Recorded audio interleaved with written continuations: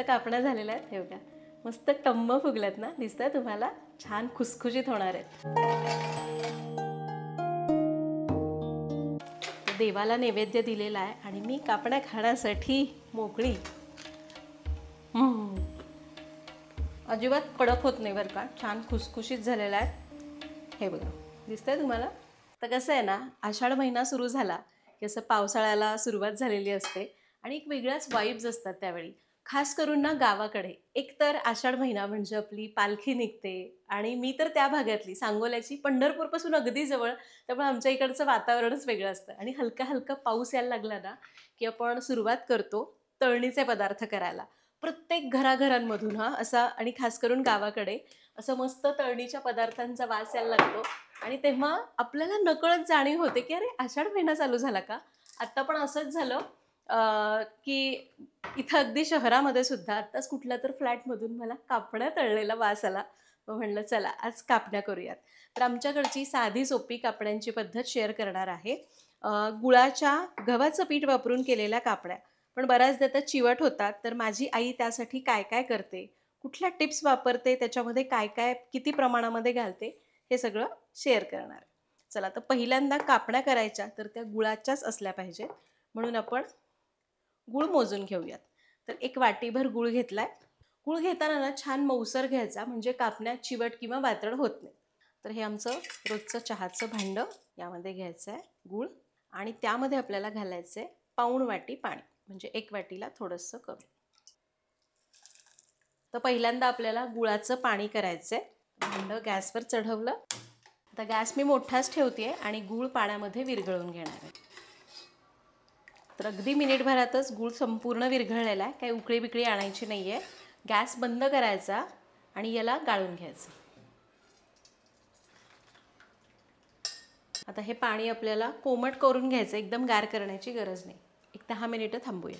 तर आता गुळाचं पाणी कोमट झालेलं आहे. आता आपण पीठ मळूयात. तर कापण्या कडकडीत होऊ नयेत, अशा छान मऊ व्हाव्यात किंवा खुसखुशीत व्हाव्यात, म्हणून पिठाचं प्रमाण कसं घ्यायचं सांगते. तर माझ्या आईचं प्रमाण आहे, हेच मला आवडतं आणि अगदी छान कापण्या होतात. तर परातीमध्ये मी गव्हाचं पीठ काढलं आहे. ही वाटी घेतली, या वाटीने 2.5 वाट्या गव्हाचं पीठ घेतलं आहे. त्यामध्ये अर्धी वाटी बेसन घालायचं. याने काय होणार, कापण्या अजिबात चिवट होत नाहीत, खुसखुशीत होतात. त्याचबरोबर घालायचे मीठ चवीपुरतं, खूप जास्त नाही बरं का, कारण गोडसर पदार्थ आहे ना. पाव चमचा मीठ घातलं. याला मिक्स करायचं आहे. तर दोन्ही पिठं मिळून 3 वाट्या भरली, तर त्यासाठी इथं मी 3 टेबलस्पून तेल घेतलं आहे. हे आपण तापवून घेऊ. तर तेल कडकडीत तापलं आहे आणि हे लाकडी घाण्याचं आहे, म्हणून याला धूर जास्त होतो. आता हे कडकडीत मोहन आपण पिठावर घालायचं. सुरुवातीला आपण याला चमच्याने मिसळूया, नाहीतर मग हाताला चटका लागेल. आता हे थोडं कोमळ झालं की सगळ्यात महत्त्वाचं, हे तेल सगळ्या पिठाला चांगलं चोळून घ्यायचं. तर हे तेल आपण पिठाला असं चोळून लावल्यावर काय होतं की सगळ्या पिठाला, म्हणजे एकूण कण न कण असा व्यवस्थित तेल लागलं जातं त्याला आणि कापणी खुसखुशीत होते. त्यामुळे हे 2 मिनिटं वेळ देऊन जरूर करायचं. तेल सगळीकडे चोळून घेतलं. आता यामध्ये घालूयात 1 छोटा चमचा भरून सुंठ पावडर, 2 छोटे चमचे बडीशेपची पावडर किंवा 1 टेबलस्पून म्हणू शकतो आपण. याला मिसळून घेऊ. आपलं हे गुळाचं पाणी आता बऱ्यापैकी गार होत आलंय. याच्यामध्ये याला मळायचं, पण लागेल तसं पाणी घालायचं, सगळं घालायचं नाही. आता इथं गुळाचं पाणी वापरताना समजा तुम्हाला वाटतंय की पाणी जास्त होतंय, तर पाणी तसंच ठेवा. आणि तुम्हाला वाटलं की अरे पाणीच पुरत नाही आहे, खूप कोरडं होतंय, घट्ट होतंय, तर थोडंसं कोमट पाणी तुम्ही जास्तीचं वापरू शकता. पण बऱ्याचदा काय होतं, एवढं बरोबर प्रमाण आहे. आणि हे बघा, हे असं मळलं गेलेलं आहे. मला फक्त अगदी 1 चमचाभर जास्तीचं पाणी लागलं. आणि हे पीठ खूप घट्ट नको, खूप पातळ नको, मध्यम असलं पाहिजे. आपली पुरीची कणिक कशी असते त्यापेक्षा थोडंसं घट्ट असायला हवं, खूप घट्ट नको. आता याच्यावर झाकूया आणि याला एक 10 मिनिटं भिजू देऊ. आता 10 मिनिटं झालेली आहेत, कापण्या करायला घेऊया. आता आपण काय करूयात, पीठ एकदा चांगलं मळून घेऊ 2 मिनिटं आणि याचे मोठे मोठे गोळे करू. त्याचे 4 गोळे झालेले आहेत. आता याला लाटून घ्यायचं आहे. तर इथं आपण जराही तेल पीठ काही लावत नाही, आपण याला लाटून घेऊया. थोडंसं लाटून झालं की आपण घालायची खसखस. तर माझ्याकडे ही छोटीशी खसखसीची डबी आहे. तर खसखस अशी पसरून घातली, लाटून घेऊया. तर आपण काय करू, दुसऱ्या बाजूने पण थोडी खसखस टाकू, म्हणजे दोन्ही बाजूला छान दिसतील. आता दुसरी बाजू पण आपल्याला लाटून घ्यायची आहे. तर हे बघा दोन्ही बाजूने आपण छान खसखस लावून घेतली. आई जेव्हा लहानपणी अशी ती खसखस लावायची ना, मला खूप आवडायचं. तर आमच्या इथं आता पावसाळा चालू आहे, त्यामुळं बाहेर इथं लॉबीतच मुलं खेळत आहेत, मनस्वी आणि तिच्या मैत्रिणी मित्र. त्यामुळं तुम्हाला जरा तिचा आवाज ऐकायला येत असेल आधेमध्ये. तर कापण्या आहेत ना, तुम्हाला जर एकदम मऊ पाहिजेत ना तर जाड लाटायची, आणि जर तुम्हाला एकदम कुरकुरीत पाहिजे तर पातळ लाटायच्या, आणि खुसखुशीत पाहिजे तर मध्यम लाटायचं. तर आपण मध्यम लाटतोय कारण आपल्याला खुसखुशीत कापण्या हव्यात. तर हे बघा आपण याला लाटून घेतलं आहे. हे खूप जाड केलं नाही किंवा खूप पातळ ठेवलं नाही, मध्यम जाड केलं आहे. आता याला कापून घ्यायचं आहे कापणीच्या आकारात. पहिल्यांदा उभं कापून घेऊया आणि मग थोडंसं तिरकं करून कापायचं, म्हणजे मग बरोबर कापणीचा आकार येतो. हे बघा या प्रकारे. आणि याची जाडी तुम्हाला दिसत असेल. तर तुम्हाला जसं लहान मोठ्या हव्या त्याप्रमाणे तुम्ही कापण्या करू शकता, पण कापणीचा आकारच द्यायचा कारण नावच आहे कापण्या. तर कापण्या कापून घेतलेल्या आहेत. आणि हे घ्या, याला काढून घेऊयात, उलथाण्याने काढून घ्यायचं. आणि इतक्या परफेक्ट आपण कणिक तिंबलेली आहे ना की अजिबात बघा पातळ झालं नाही, वाकड्या तिकडे होत नाही, चिकटत नाही आहेत. चला आता एक उंडा तर आपण लाटून घेतला. आमचा सोलापुरी भाषेतला शब्द उंडा. बरेच जण म्हणतात ताई उंडा म्हणजे काय? उंडा म्हणजे असा गोळा जो आपण चपाती पुरणपोळी कशासाठीही वापरतो तो. तर चला आता उरलेले गोळे पण मी असेच पटापट लाटून घेते, कापण्या करून घेते.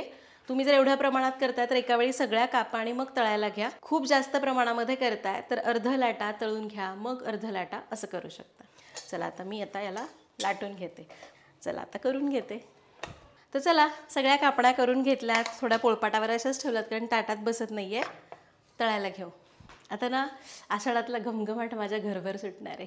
चला ते बघा छान दिसत आहेत ना, ती सुबक कशी सुंदर खसखस. मला ना ह्या खाण्यापेक्षा दिसायला खूप आवडतात.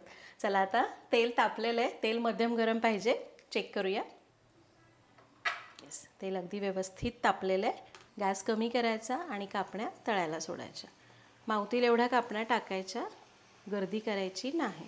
तर हे बघा कापण्या टाकल्या. आता गॅस कमी करायचा आणि कापण्या थोड्या सेट झाल्या की अशा गोलगोल फिरवत मंद आचेवर तळून घ्यायच्या. तर कापण्या जर तुम्ही खूप गॅस मोठा ठेवला ना तर व्यवस्थित तळल्या जाणार नाहीत बरं का, अशा एकदम लाल होतील. कारण गूळ घातला ना आपण, गूळ पटकन असा डार्क रंगावर होतो, एकदम पटकन त्याची उष्णता असते ती पटकन पकडतो आणि कापण्या एकदम डार्क होतात.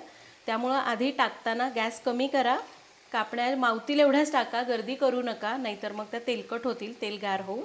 आणि मग मंद ते मध्यम आचेवर छान अशा दोन्ही बाजूने तांबूस रंगावर तळून घ्यायच्या.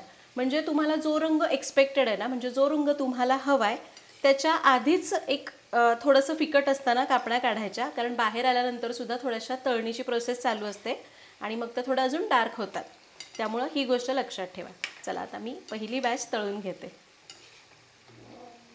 तर मंद आचेवर साधारण 3 ते 4 मिनिटं तळून घेतलं आणि कापण्या आपल्या तळलेल्या आहेत. आणि हे बघा मस्त तळल्या गेल्यात ना, रंग पण छान आला आहे आणि त्याच्यावरची ती खसखस, आहा किती भारी दिसते. तर मस्त कापण्या झालेल्या आहेत. हे बघा मस्त टम्म फुगल्यात ना, दिसतं तुम्हाला, छान खुसखुशीत होणार आहेत. चांगलं निथळायचं आणि काढून घ्यायचं. चला आता मी गॅस थोडा वाढवते आहे कारण तेल थोडंसं गार झालेलं असतं ना पहिल्यापेक्षा. गॅस मी वाढवला. याच्यामध्ये उरलेल्या कापण्या अशाच तळूयात. प्रत्येक बॅचला हेच लक्षात ठेवायचं, पहिला घाणा काढला की कापण्या टाकायच्या वेळी गॅस मोठा करायचा, म्हणजे तेलाचं तापमान परत आहे तसं होतं. सगळ्या कापण्या टाकल्या की गॅस कमी करून तळायच्या. चला आता सगळ्या कापण्या तळून घेते. तर दुसराच घाणा तळून झाला आहे आणि मला असं वाटतं मी कधी एकदा कापण्या खाते आहे. मला कापण्या खूप आवडतात. आता मी काय करते, थोड्या देवासाठी ठेवून येते आणि मग खाणार आहे मी.